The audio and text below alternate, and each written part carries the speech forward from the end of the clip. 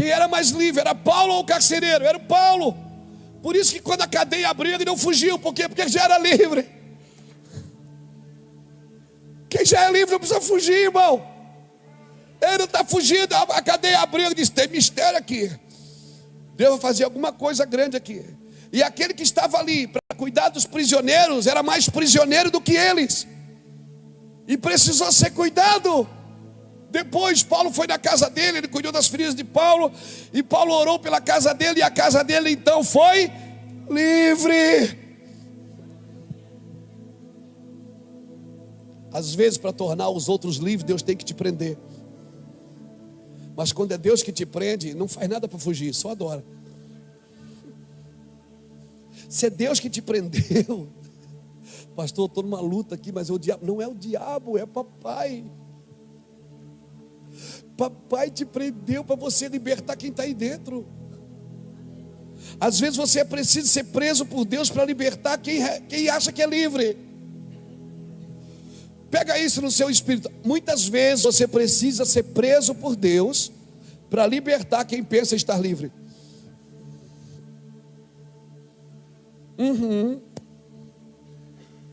Você já imaginou se Paulo não estivesse naquele navio,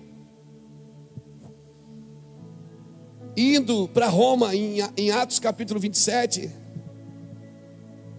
Paulo estava dentro do navio. A sorte, a liberdade daquele povo foi porque tinha um homem livre ali dentro. Homens livres libertam ambiente, Jackson. Eles não libertam só pessoas, eles destravam cidades, destravam ambientes, destravam empresas. Amém? Quando você for levar alguém na sua empresa para orar, leva alguém que é livre. Quando você for levar alguém na sua casa para orar, leva gente livre. Pessoas que estão livres. Livre de tudo, mas que estão presas em Cristo. Estão absolutamente presas em Cristo. Não deixam. Pessoas que não deixam Deus agir a seu favor. Deus quer ter o privilégio de cuidar de você, querido. Amém. Abra comigo Romanos capítulo 6, meu Deus, a hora passa, né? Romanos capítulo 6. Vamos para frente, mas tá bom. Romanos capítulo 6. Glória a Jesus. Romanos 6, versículo de número 11.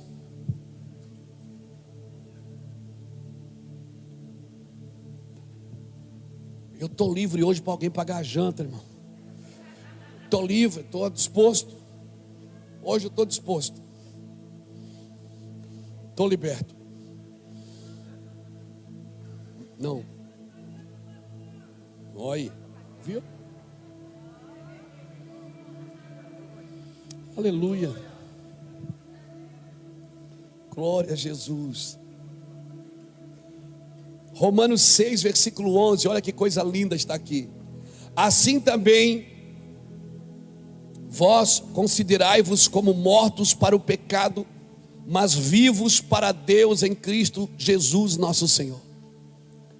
Não reine, portanto, o pecado em vossos corpos mortais, em vosso corpo mortal, para lhe obedecerdes em suas concupiscências. Nem tampouco apresentai os vossos membros ao pecado por instrumento de iniquidade, mas apresentai-vos a Deus como vivos dentre os mortos, e os vossos membros a Deus como instrumentos de justiça. Pois o pecado não terá domínio sobre vós, porque não estáis debaixo da lei, mas debaixo da graça. O pecado não deve mais ter domínio sobre você. O pecado não pode ter mais domínio sobre você. Isso não significa que o diabo não vai continuar tentando. Isso não significa que o diabo vai desistir. Isso não significa. O pecado, eles guerreiam nos nossos membros, irmãos. O Senhor está dizendo o seguinte: você tem autoridade da cruz para lutar contra isso. Amém. Você tem autoridade da cruz. O livre-arbítrio é dado a quem é escravo de Cristo. Qual é o livre-arbítrio? Eu posso decidir Deus ou não. Deus não, o livre-arbítrio é para você decidir não pecar. Livre-arbítrio é para você dizer não pecado, sim Deus. Não é para você decidir o que você quer da vida, porque você só deixou de ser escravo do pecado e agora você é escravo de Cristo. O livre-arbítrio é para você vir para Cristo e dizer assim: eu não quero mais você, pecado. Você tem o livre-arbítrio de dizer não, antes você não tinha. O que é que o povo podia fazer quando era escravo no Egito? Eles podiam fazer alguma coisa?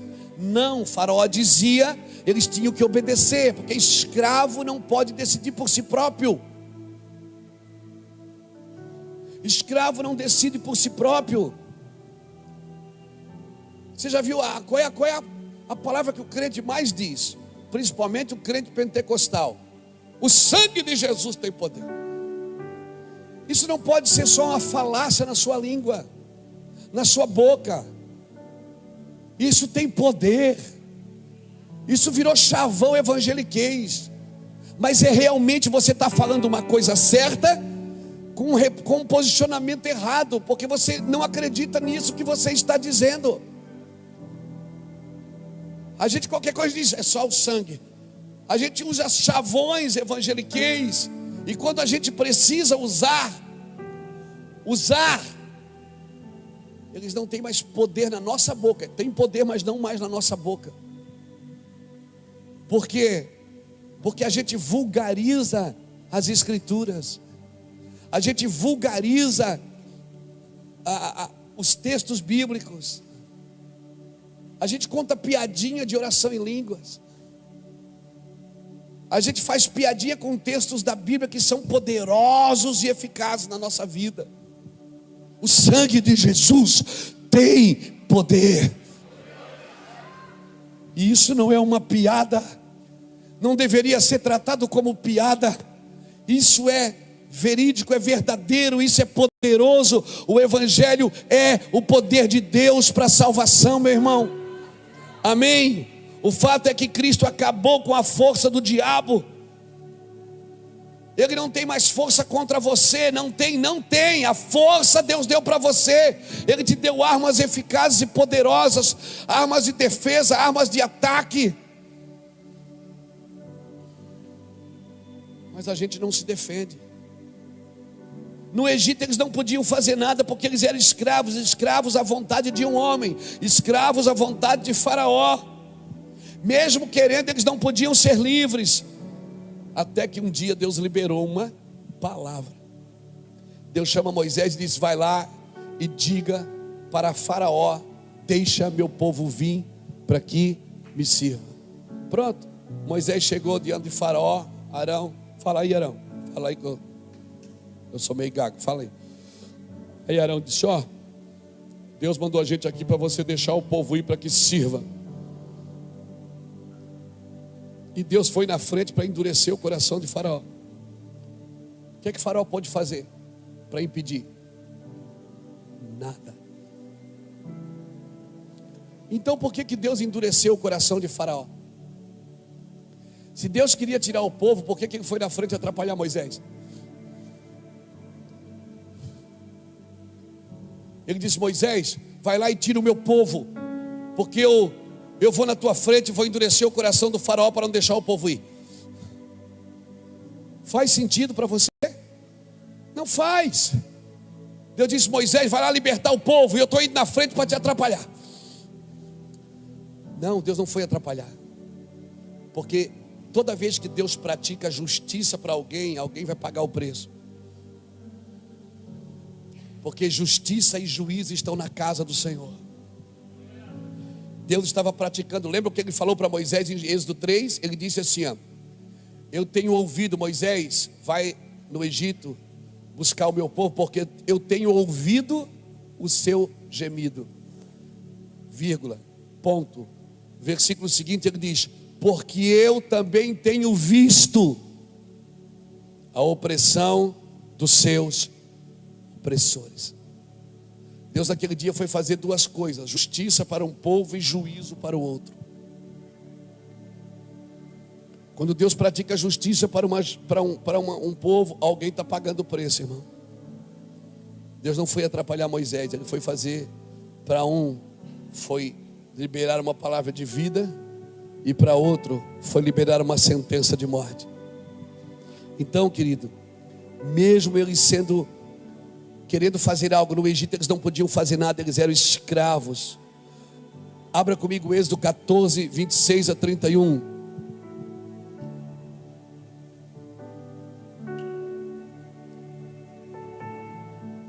Êxodo 14, 26 a 31.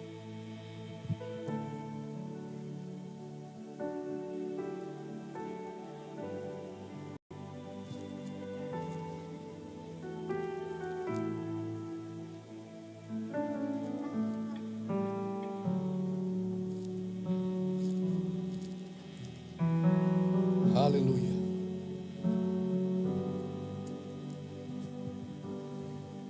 Eu vou ler do Êxodo 14, do 26 ao 31. Está escrito assim: Disse o Senhor a Moisés: estende a mão sobre o mar, para que as águas se tornem sobre os egípcios, porque os seus carros, sobre os seus carros e sobre os seus cavaleiros. Então Moisés estendeu a mão sobre o mar, e o mar retomou a sua força. Ao amanhecer, os egípcios foram de encontro a ele, e o Senhor derrubou os egípcios no meio do mar. As águas, tornando, cobriram os carros e os cavaleiros de todo o exército de Faraó, que os havia seguido no mar. Nem ainda um deles ficou. Mas os filhos de Israel caminharam de pé enxuto pelo meio do mar, e as águas lhe foram qual muro à sua direita e à sua esquerda. Assim o Senhor salvou Israel naquele dia das mãos dos egípcios, e Israel viu os egípcios mortos na praia do mar. Pegou isso no seu espírito? Nunca mais o povo de Deus viu os egípcios. Nunca mais eles viram. Quando Deus abre o mar, Deus libertou o povo. Quando Deus fecha o mar, Deus tornou o povo livre. Ou seja, nunca mais vocês vão voltar ali. Amém? Nunca mais vocês vão voltar ali. Os egípcios que hoje vocês estão vendo, nunca mais vos vereis. Vocês nunca mais vão ver eles. Pronto, acabou. Quando Deus fechou o mar e matou todo mundo, o que é que ele estava dizendo? Acabou, vocês não voltam mais ali. Mas eles levaram a mente de escravos juntos. Eles levaram a mente de escravos, e cada vez que o sapato apertava, dava saudade do Egito. Alguns queriam voltar para o Egito, saudade das cebolas, dos pepinos. Irmão, Moisés disse: eu recebi uma palavra para Faraó: deixa o meu povo ir para que me sirva. Pronto, Faraó, acabou, ponto final, perdeu, já foi, acabou, não tem mais nada que você possa fazer. Quando Deus libera uma palavra, ninguém pode fazer mais nada. Amém? Não pode fazer mais nada. Eu estava em 1995, eu entreguei minha vida para Cristo, drogado, doido, varrido. Eu recebi uma palavra naquele dia, 1h15 da tarde, na casa da irmã Jacira. Estava na casa da irmã Jacira, tinha 9 pessoas, e ela começou a profetizar e declarar. Eu disse: olha, Deus vai te usar, você vai ser um pastor. Pronto, eu sabia que eu não podia fazer mais nada. Havia ainda desejos de drogas, ainda havia vontades das noites, ainda havia vontade de pecar. A vontade não saiu, ela ficou. O que saiu caiu as correntes. Agora eu podia decidir. Agora eu tinha para onde correr, eu tinha um lugar, um consolo bem presente na hora da angústia.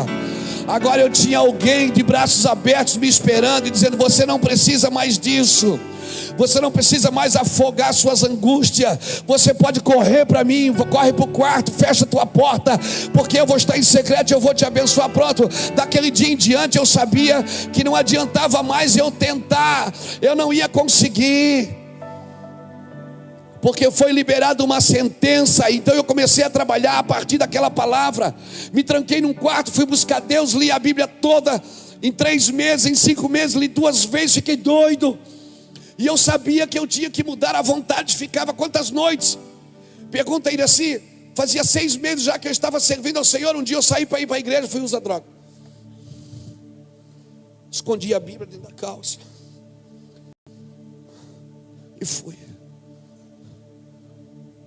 Um dia arrumei uma briga com ela para mim sair sozinho. Você já estava na igreja? Já tinha lido a Bíblia 2 vezes. Mas você não era liberto? Eu estava liberto, mas não estava livre. E aí, tinha R$30 no bolso. Arrumei uma briga e saí. Entrei num táxi, aqui na Estefano José Vanoli. O taxista já me conhecia. Homem, tudo bem? Tudo bem? Cara, eu disse, cara, me leva lá em tal lugar. Ele disse, cara, você não está na igreja? Eu digo, não quero mais saber de igreja não. E ele fumando, jogando a fumaça em mim. Eu disse, cara, não pode largar de Deus não, velho. Pregando para mim.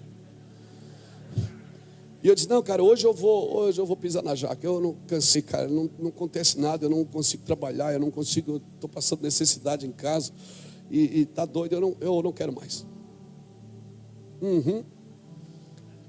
Quando eu desci do táxi, ele disse, espera aí que eu já volto. Eu disse, cara, não faz isso, velho, não faz isso. Eu digo, eu vou fazer, velho. Que eu entrei no beco. Eu entrei no bequinho. Tinha uma crente cantando. Nasci para vencer, Jesus me ajudou. Ela não estava cantando assim afinado que nem eu. Mudou meu viver, sou vencedor. Uma música do Voz da Verdade. Que muita gente diz, é os unicistas. Pode ser o que foi, mas aquele dia me salvou. Aquele dia os irmãos Carlos Moisés, a voz dele na boca daquela mulher. Eu fui jogado na cerca. Eu senti o amor de Deus. O Senhor disse, só depende de você, não depende mais de mim. O que eu tinha para fazer com você, eu já fiz. Eu te libertei. Agora, se você quer ser livre, eu te dei livre-arbítrio para isso. Você pode dizer não, porque eu já disse sim. Seja o vosso sim, sim, Fernando. E seja o vosso não, não. Eu tinha dito sim aqui fora, mas havia um desejo aqui dentro ainda. Naquele dia eu voltei. O taxista saiu, voltei chorando para dentro do táxi. Ele disse, mano, é isso aí, velho. É isso aí, quase chorou comigo. Me botou dentro do táxi. Eu perguntei, quanto que vai ser a corrida? Não, vou cobrar 10 pila para ti, cara, só 10. Eu peguei os outros 20 e rasguei. E disse, diabo, nunca mais. Nunca mais, Satanás. Eu sou um homem livre. Um homem livre. Nunca mais. Nunca mais. Eu sou livre para dizer não. Diga para alguém que está perto de você, Micael, você é livre para dizer não. Você que está me assistindo, você é livre para dizer não. Você é livre. Livre-arbítrio não é para escolher Deus ou não escolher Deus. Livre-arbítrio é para dizer não para o pecado e sim para Deus. Livre-arbítrio é para ser livre do pecado e dizer sim para Deus. Você disse sim para Deus, já era. Amém.